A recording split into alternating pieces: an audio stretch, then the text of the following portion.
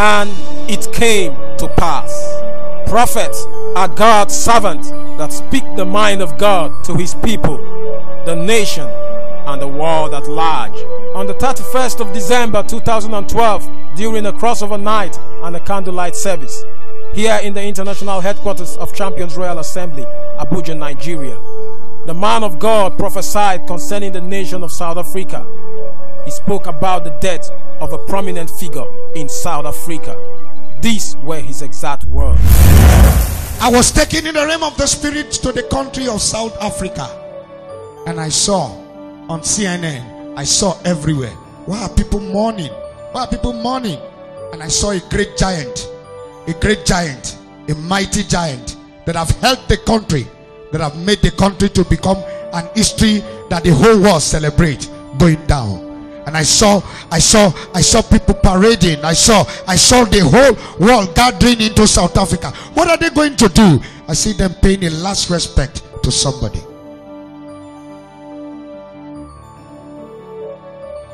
God said I shouldn't mention the name, and that's where I'll stop. On Thursday, 5th of December 2013, the anti-apartheid icon Nelson Madiba Mandela passed on after a protracted illness, just as it was spoken by the man of God.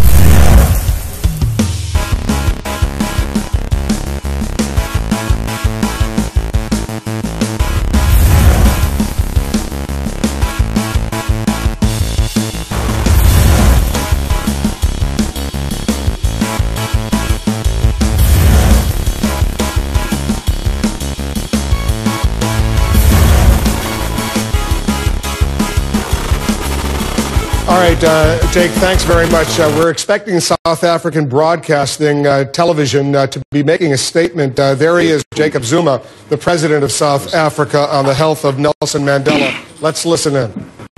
Fellow South Africans, our beloved Nelson Rolihlahla Mandela, the founding president of our democratic nation, has departed.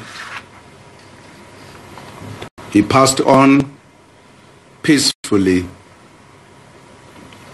in the company of his family around 2050 on the 5th of December 2013.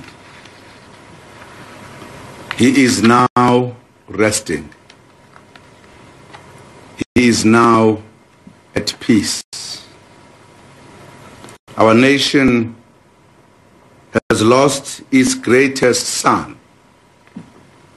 Our people have lost a father. Although we knew that this day would come, nothing can diminish our sense of a profound and enduring loss. We will always love you, Madiba. May your soul rest in peace. God bless Africa. Kosisegeleli Africa. I thank you.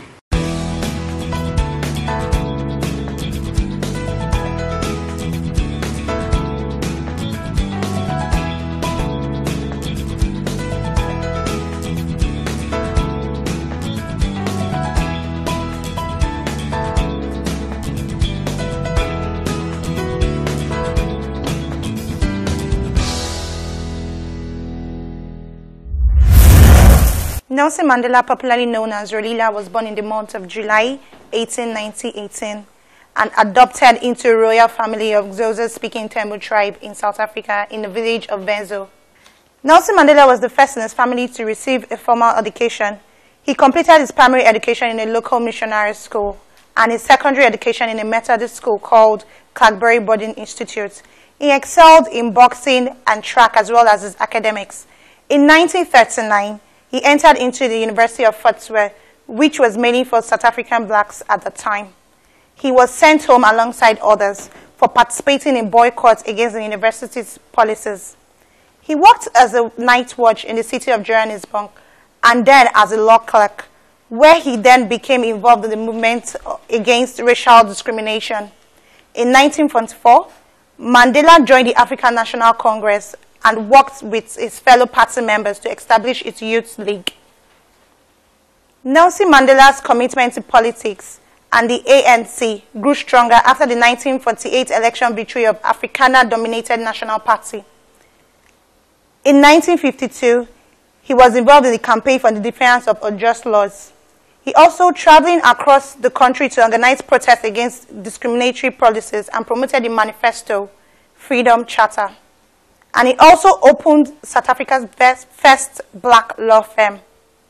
In 1961, police invaded the MK leaders, which implicated Mandela and other activists, that led to his arrest and were brought to stand trial for sabotage of treason and violent conspiracy. Mandela and several others escaped the gallows and were instead sentenced to life imprisonment during the Rivonia trial. Mandela spent the first 18 of his 27 years in jail at the brutal Robben Island prison in Cape Town. There in prison, he drafted his autobiography, Long Walk to Freedom. In 1988, he was moved to Portsmouth prison and was placed under house arrest. On February 11, 1990, he was released by the order of the President, F.W. de Klerk of South Africa at that time, and served as his deputy. In 1944, Mandela met his first wife, Evelyn Ntoko Mase, and got married. They both had 4 kids, after which they divorced in 1957. In 1998, on his 80th birthday, he wedded African humanitarian Gracia Machel, widow of the former president of Mozambique. Nelson Mandela, as president, established a commission to investigate human rights and political violations. He introduced numerous social and economic programs designed to improve the living standard of South African black population. He also improved the race relation and discouraging blacks from retaliating against the minority whites in South Africa. And he also formed a government of national unity. After his tenure, the South African leader, who is a devoted champion for peace and social justice in his country and all over the world, didn't stop at achieving more goals. He established Nelson Mandela's Foundation and Elders, an independent group designed for addressing global problems, easing human sufferings. In 2002, he became a vocal advocate of AIDS awareness and treatment of disease, which later claimed the life of his son, Magatho. In 2009, the United Nations declared July 18 Nelson Mandela's International Day, in contribution of the South African leader to freedom, democracy, human rights, and peace around the world. In 2001, Mandela was treated for prostate cancer and weakened by other health issues. In recent years, his health went frail, deteriorating as the clock ticks, and undergo medical treatment at a hospital in Pretoria. And the icon Nelson Mandela finally passed on. Even as people of South Africa and people all over the world are mourning and they feel sad about the death of an icon, Nelson Mandela, I can also say he is someone to be celebrated. On behalf of Champions TV crew and Champion Royal Assembly, we extend our condolences to Nelson Mandela's family and South Africa as a nation. Thank you. Why do we prophesy? We don't prophesy because we love prophesying. We prophesy because God speaks to us. Each time prophecy is released, it's not a showmanship to showcase your life. It's just a way to reveal, to redeem. God revealed to redeem. When I now tell you, God said, this will happen. These are things that have never happened. You could believe because of the shocking things. That's the reason why sometimes names are called, phone numbers are called, descriptions are given, village are called, or certain situations are called. They are not just there just for us to show that we can see. They are just an indication that God knows you, and what He's about to tell you about the future is real.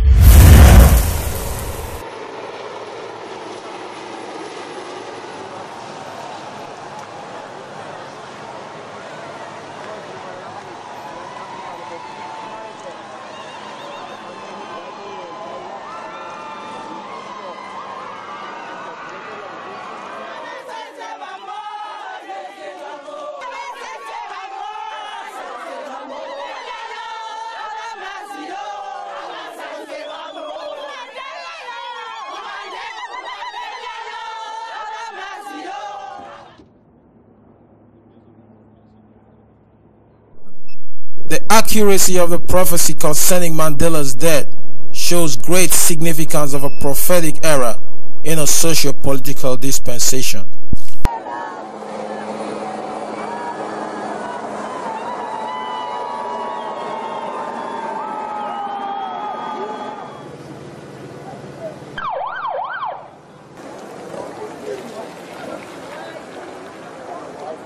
Sent from their own people.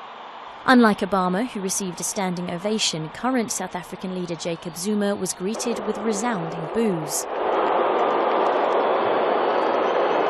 After 20 years of democracy, South Africans are growing increasingly angry that income inequality is as bad, if not worse, than during apartheid. And now, with the passing of Mandela, a symbol of democracy and equality, it seems the long walk to freedom may yet have some way to go. If there is any gathering in African history that has brought together world leaders in a way that marvels the world, it's Mandela's death. Over the whole Iraq invasion.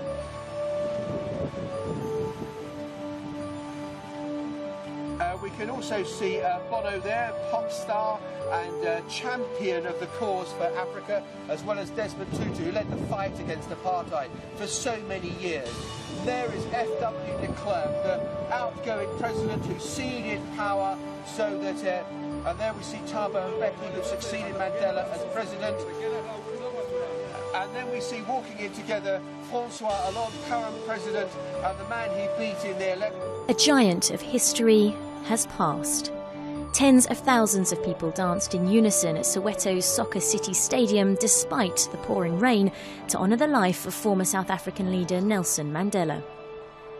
Almost 100 world leaders were present, and some may agree on little else, but they were all united in their praise of one of the 20th century's towering political figures. His gesture, Obama shook hands with Cuban leader Raul Castro, the first time leaders of the Cold War enemy nations have greeted each other in public since 1961.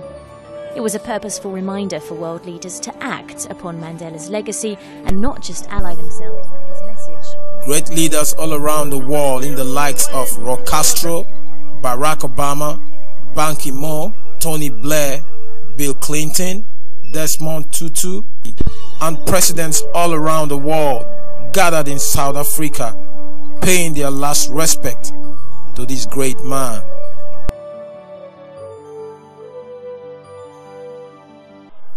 The man of God, Brother Joshua Iginla, was right when he said, "I saw the world gathered in South Africa, paying the last respect to a man." And I saw people parading. I saw the whole world gathering into South Africa. What are they going to do? I see them paying the last respect to somebody.